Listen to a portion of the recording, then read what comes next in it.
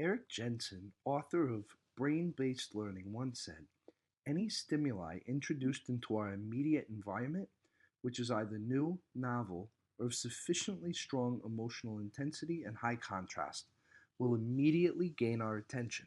Why is that? Why is our brain wired to look for the new? And why does it filter out things that are boring, routine, repetitive, and predictable? Well, our ancestors needed to easily sense changes in the environment: danger, wild animals, changes in the weather. When everything was the same, they could actually relax and zone out or get on with their day. When something was different, it could be a sign of danger. They needed to be on high alert. It could be a matter of life or death. So, how does your brain prioritize the important stuff? It uses the RAS, or reticular activating system. That's a long name for a very small part of the brain. All your senses, except smell, are wired to this bundle of neurons. The RAS is sometimes called the pinky brain because it's the size of your little finger. It's like a nightclub bouncer for your brain. It decides what gets in and what doesn't, so your brain's not overwhelmed. Your senses take in way too much information for you to be conscious of it all. So your pinky brain filters it so you only get the most important info.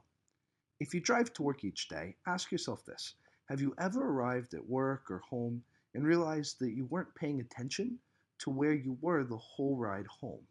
You may even wonder, how'd I get here? That was your pinky brain at work, filtering out your boring routine drive so you could think about other things.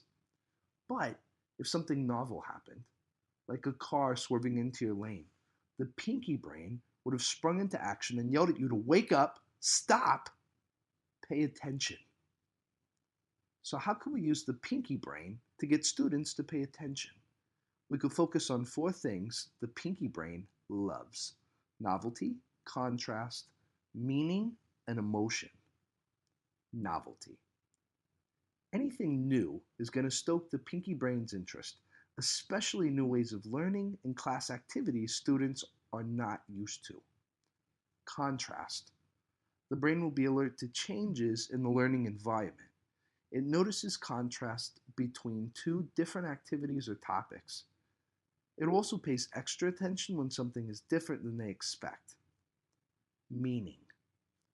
When you make your topic personally meaningful to your learners, the brain will sit up and take notice. Students care more about the topic being meaningful to them than to you or the institution. Relating the topic to their life, situation, interests, or values can be very powerful. Emotion. Ever wonder why storytelling is such an incredible learning tool? It's because the brain loves emotions, both positive and negative ones. The more emotion a story or lesson has, the more memorable. Tapping into emotion also allows learners to pay attention longer. If the topic is exciting or emotional, they'll be on the edge of their seat waiting to hear more. Logic alone can't do what emotion can to make the brain pay attention and care. Of course, there is a limit to how many differences you can sustain during a class. Too much change can make students anxious. Too little could leave them bored. You'll need to find a balance. But in most cases, students need more novelty, contrast, meaning, and emotion, not less. So look at your lesson plans and think about ways to implement this learning principle that brains love.